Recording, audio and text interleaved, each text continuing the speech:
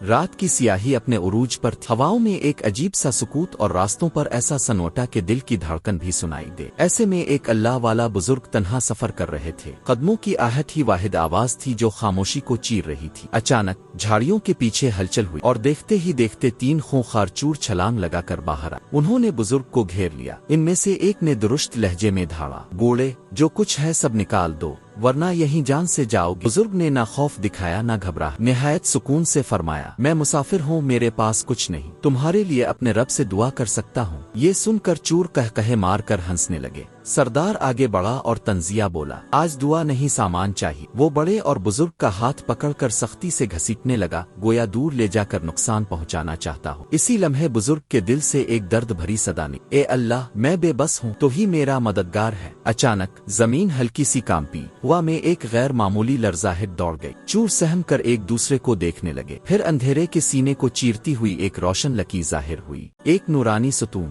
جو تیزی سے بڑھتے ہوئے بزرگ کے قریب آ کر رک گیا۔ بزرگ حیرت میں تھے، چوروں کی ٹانگیں خوف سے کانپنے لگے۔ اسی روشنی کے اندر سے ایک گونجدار آواز بلند ہوئی، ایسی آواز جس میں آسمانی ہیبت تھی، اے غافلو، تم نے اللہ کے نیک بندے کو تنگ کیا۔ چوروں کا سردار پیچھے ہٹ گیا، اس کا جسم کپکپا رہا تھا۔ آواز دوبارہ آئی، اسے فوراً چھوڑ دو ورنہ انجام بہت برا ہوگا۔ 2 چور گھبرا کر بھاگ کھڑے ہوئے۔ سردار کی ہمت بھی جواب دیتی جا رہی تھی۔ وہ لڑکھڑاتا ہوا زمین پر بیٹھ گیا۔ نور اور قریب ہوا اور اس کے اندر سے ایک فرشتہ ظاہر ہوا، جلال و عظمت کے ساتھ کھڑا ہوئے۔ وہ سردار کے قریب جھک کر بولا، اللہ نے تجھے مہلت دی ہے، اگر آج ہاتھ نہ روکا تو یہ تیرا آخری ظلم ہوتا۔ یہ سنتے ہی سردار دہشت کے مارے چیخ پڑا۔ وہ روتا ہوا بزرگ کے قدموں میں گر گیا، بابا جی، مجھے معاف کر دیں، میں سچی توبہ کرتا ہوں۔ بزرگ نے نرمی سے اس کے سر پر ہاتھ رکھا اور کہا، اللہ تیرے دل کو ہدایت دے، میں نے تجھے معاف کیا۔ چند لمحوں بعد وہ نورانی ہستی آسمان کی طرف بلند ہوتی گئی۔